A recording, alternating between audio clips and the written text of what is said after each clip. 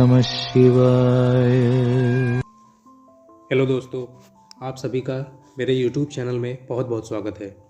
आज हम एक्नी यानी पिंपल्स की बात करेंगे। आज हम जानेंगे कि हमारे फेस पे पिंपल्स यानी एक्नी क्यों और कैसे होता है, और इसका इलाज यानी इसको ठीक कैसे करें और क्या क्या करना चाहिए ताकि आपको पिंपल्स की समस्याओं से छुटकारा मिले।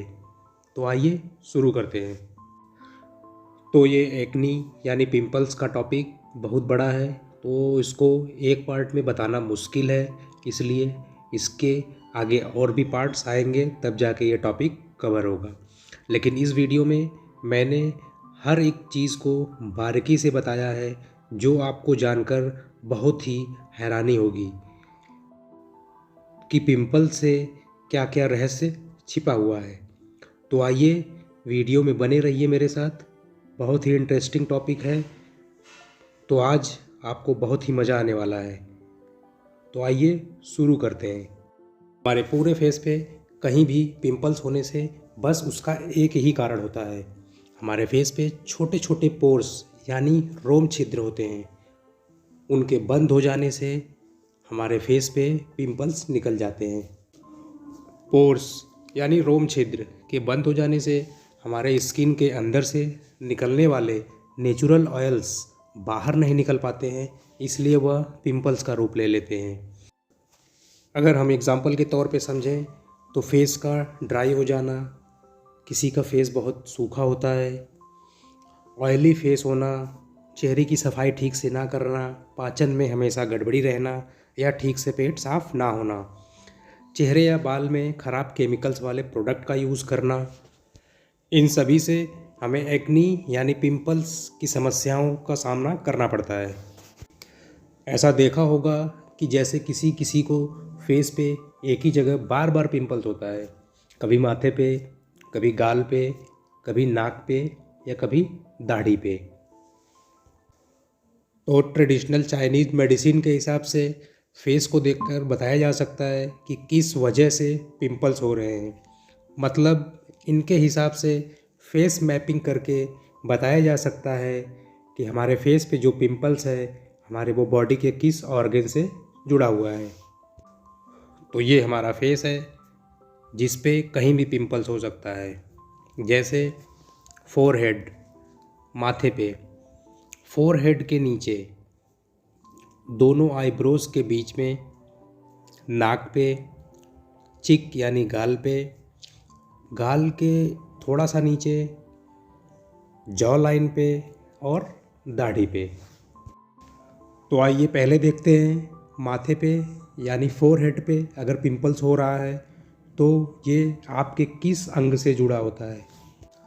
अगर आपको फोरहेड पे पिंपल्स हो रहे हैं तो ये आपके डाइजेस्टिव सिस्टम्स यानी पाचन तंत्र में कुछ गड़बड़ी दिखा रहा है, और दूसरा ब्लैडर यानी मूत्राशय में कुछ गड़बड़ी दिखा रहा है।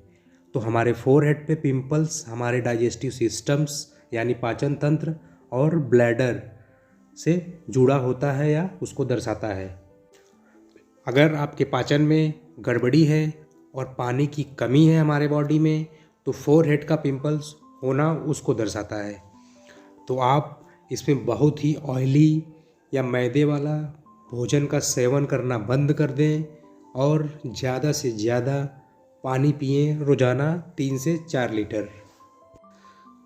और हमारे माथे पे पिंपल्स होने का एक दूसरा कारण भी है, जो हमारे सर पे होने वाले dandruffs, shampoo, gel, wax, hair spray जैसे प्रोडक्ट ज़्यादा से ज़्यादा यूज़ करने से भी हो जाते हैं पिंपल्स। हमेशा केमिकल फ्री वाले प्रोडक्ट यूज़ करें और हमेशा शैम्पू करके अपना सर पीछे की तरफ झुका के वॉश करें। इससे केमिकल्स आपके माथे पे नहीं जाएगा और आपको पिंपल्स होने के कम चांसेस होंगे।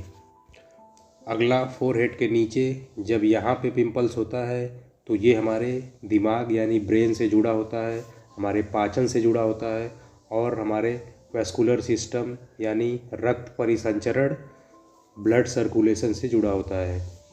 ये डिप्रेशन, स्ट्रेस और इंसोम्निया मतलब नींद ना आने को दर्शाता है।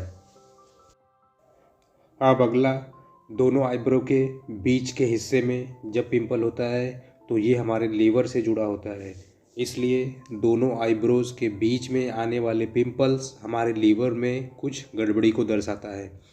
इसलिए बहुत ज़्यादा फैटी फूड या नॉनवेज फूड जो आपसे आसानी से ना पचे या तली हुई चीज़ें खाने से लीवर को बहुत मेहनत करनी पड़ती है, इसलिए ज़्यादा से ज़्यादा नॉनवेज खाएं जो आसानी से पच जाता है और लीवर पे ज़्यादा इफ़ेक्ट नहीं पड़ता है।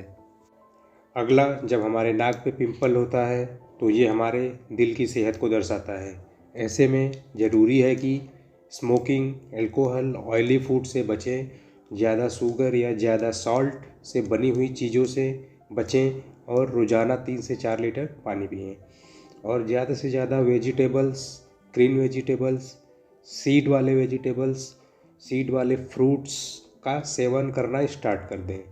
और हाँ, कभी कभी नाक और उसके आसपास पिंपल्स आने का ये भी कारण होता है बिना फेस धोए सो जाना, इसलिए जब भी सोएं तो अपना फेस वॉश करके ही सोएं। अगला, गाल यानी चीक पे होने वाले पिंपल्स हमारे लंग्स यानी फेफड़े, लीवर और डाइजेस्टिव सिस्टम को दर्शाता है। इसमें आपको smoking, alcohol, fatty, oily foods या डेयरी वाले प्रोडक्ट्स से बचना चाहिए और ज़्यादा से ज़्यादा आपको पॉल्यूशन से बचना चाहिए। अगला, गाल के नीचे वाला हिस्सा हमारे मुंह से यानी माउथ से जुड़ा होता है। यहाँ पिंपल होने का मतलब आपके मुंह की गंदगी को दर्शाता है। और अगर आप सोते वक्त अपनी तकिया यानी पीलो को साफ़ नहीं रखते हैं तो भी इस हिस्से पे पिंपल होने के चांसेस होते हैं, इसलिए तकिए को हफ्ते में एक बार ज़रूर धो लें।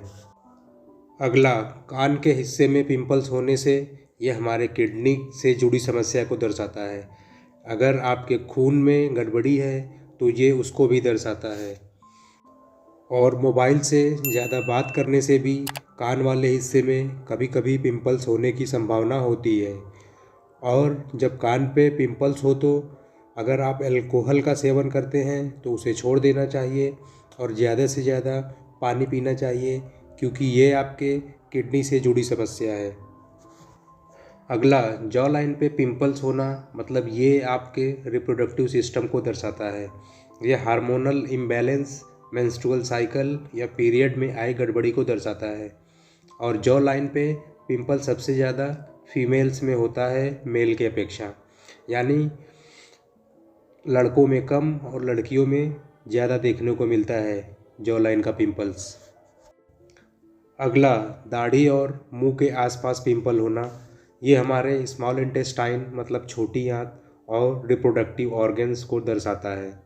हमारे पाचन में गड़बड़ी, हार्मोनल इम्बैलेंस और कब्ज होने को दर्शाता है।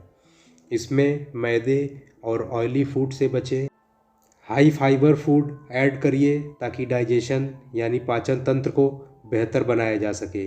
हाई फाइबर फूड में जैसे ओट्स, ब्राउन राइस, पी यानी मटर, एप्पल यानी सेव और गाजर का सेवन करना चाहिए। और सबसे ज़रूरी बात, पिंपल को कभी फोड़े नहीं, वरना ऐसा करने से बैक्टीरिया अंदर ही रह जाएगा और मल्टीप्लाई होके ज़्यादा इन्फेक्शन पैदा करेगा। तो हमें पिंपल्स को फोड़ना नहीं चाहिए। तो हमने आज ये जाना कि जैसे हमारे फोरहेड पे पिंपल होता है तो हमारे डाइजेस्टिव सिस्टम और ब्लैडर से जुड़ा होता है, तो ऐसे ही हमारे फेस के किसी हिस्से पे कहीं भी पिंपल्स है तो वो हमारे जिस बॉडी ऑर्गन से जुड़ा है, हमें वो ठीक करने से हमारे फेस का पिंपल भी ठीक हो जाएगा। तो आशा करता हूँ आज का टॉपिक आपको पसंद आया होगा, तो वीडियो को लाइक कर दीजिए, चैनल को सब्सक्राइब कर लीजिए। तो मिलते हैं आपसे नेक्स्ट वीडियो में।